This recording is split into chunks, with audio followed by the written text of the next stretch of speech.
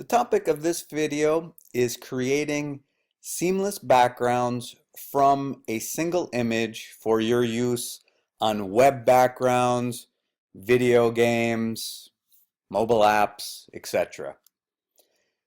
The idea is that you start out with a small image and repeat it to save loading times or just program size. And I'll just talk about web. The principles of all is basically the same. You put the image in and you instruct the software to repeat the X and Y coordinates of the image. Now, if you just start with an image and you do nothing to it, even a simple image, it will be obvious to the human eye where it repeats.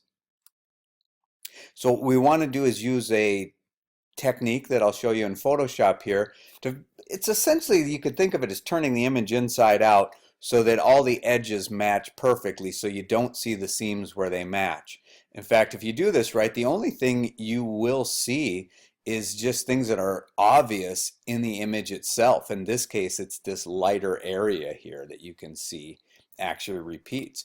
But if you go to a simpler image to start with, like this one here, you can still see it when just the image itself repeats, but if you use this technique that I'm going to show you, it becomes very difficult to notice where it repeats.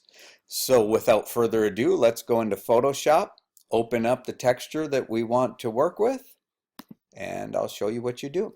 So I'm going to start with the texture that's somewhere in between the two extremes I showed you, just so that when I do the techniques in here, it's a little bit more obvious when you have one that has some lights and darks in it. All right, so the first thing that you need to do is crop your image, work with the levels, anything like that that needs to be done. And you want to make sure that before you go any further, you know the image size. So we simply go to Image, Image Size, and then make note of the pixels dimensions of this image. So this one measures 350 wide by 350 tall. Go OK. The next step is we go to Filter, Other, and Offset. And then what we want to do is enter in exactly half of the horizontal width of the image and half of the vertical. So since ours was 350 pixels, we're going to enter in 175 and 175. We want to make sure that wraparound is selected, and then with preview on, we get to see what's happening. So we end up with it pulling the image inside out, and we end up with this seam down the middle. So I'm going to click OK. And basically what would happen right now is if we tiled this image, it would look really good at the seams.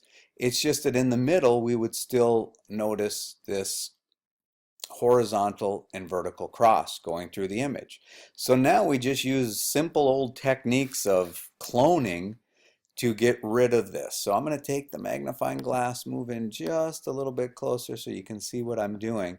Now, what I like to do is really avoid this edge. So if you recall, when you make a selection in Photoshop, inside that selection is the only area that you can actually change.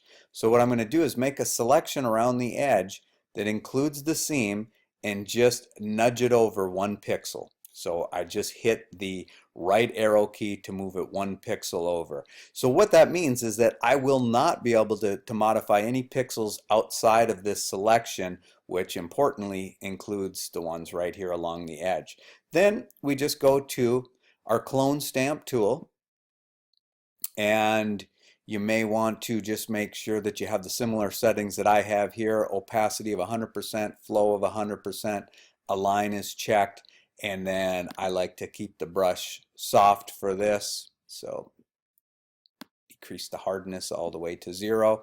And then using the clone stamp tool is just a matter of Option or Alt clicking in the area that you want to sample. So that I have the Option key held down, and you can see this changes to like a camera. Click, then click inside of here. And if you want to be really, really nitpicky and perfect about this, you can sample from above the seam one time, then sample from below the seam another time. If you were in a hurry, you could just simply keep on clicking and always sample from the top. Now once you get close to this selection, deselect it, so Command D. It is now deselected, and I can continue. I don't want to sample from the cross there. I can continue sampling until I get close to this other side, and then I want to do the same thing again, which is make a selection that includes that area. Let me Command D, make that a little bit bigger. Now this time I'm going to nudge it over to the left one, and then I'm just going to simply keep on cloning until I get rid of that. So I now have the horizontal seam erased, and I will go on and do the same for the vertical.